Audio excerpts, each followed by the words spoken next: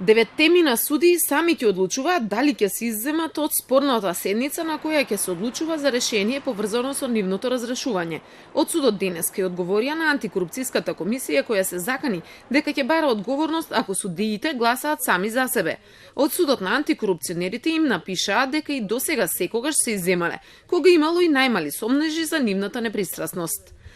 Во досегашната пракса, судиите кои постапуваат по конкретни предмети секогаш се изземале во постапките во кои постоеле причини за изземање, вклучително и во постапки по предмети за кои се одлучувало на општа седница, при што не подлегнуваат на било какви надворешни притисоци.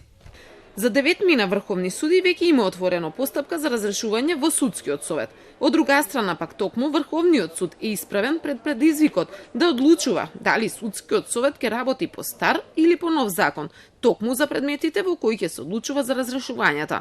Антикорупцијската им порача да не ни помислуваат да се впуштат во тој предизвик, туку да се изземат. Меѓу 9 има од оние судии кои со своите одлуки овозможија бизнисменот Сеат Кочан да избега од земјава. Меѓу нив е и председателот Јово Ангеловски. Судот пак илустративно им испратил и бројки на антикорупционерите. Лани биле донесени вкупно 150 решенија за изземање на судии, од кои 146 побарање на судиите. Ветија дека оваа пракса ќе продолжи и во иднина.